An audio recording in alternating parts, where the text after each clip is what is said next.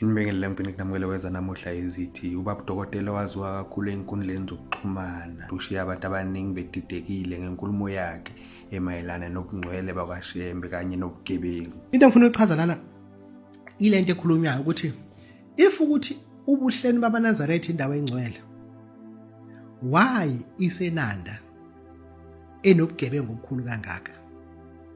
uShembe uhlulwa yini ukuqeda ubugebengu uma ucabanga ukuthi wena ngakusiza? Kunalembuzo olokunuka olokukhulunywa abantu abanezisini bekhuluma into obona ukuthi abayazi lento abekhuluma kahle kahle. Sizoyichaza. Ubisi, a pasteurized or a non-pasteurized milk. Ubisi or a non-pasteurized milk, it is edible, luyadliwa, luhle, lona no cream omningi, but lona othandwa zimpukane. Awungezwe ukuthi ngithini. Ebusha uma uyikhiphe yonke inyama, uwasha ama tray, ungahlala 2 weeks ngeke uyibone impukane khona. Kodwa mhlazana ufaka inyama efresh, the day ubona impukane khona. Engiqonda ukuthini na?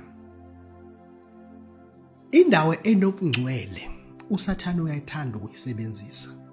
Elwa ngayo yonke indlela ukuthi ubungcwele obulapha na abanganakwa kunakwe impukane. Manje uma mina ngibeka ubisi la olu fresh, olu non pasteurized, ngigcina manje abantu bengaliboni ubisi bebona impukane, bathi kwabhuza impukane nje lapha. Uzothi hayi mhlawumbe ubeka ubisi pho impukane ezifunana.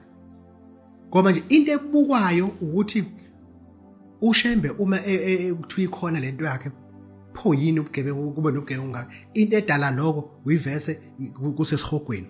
It because you people who don't understand. You don't understand.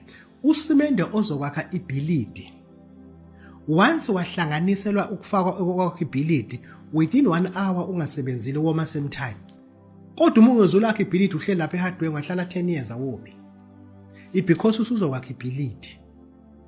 Wahlala 1 day ungasebenzile uyoma. Usuhlangene ihlabathi namanzi uyoma because usuzokwakha ibhilidi. Ukwakhiwa kobuNazaretha bube ingcwele, bube ebunanda, bube phakathi kwemjondolo, it because uNkulunkulu befuna ukutshengisa ukuthi la beke khona ubisi impukana ziye emabhlokisini.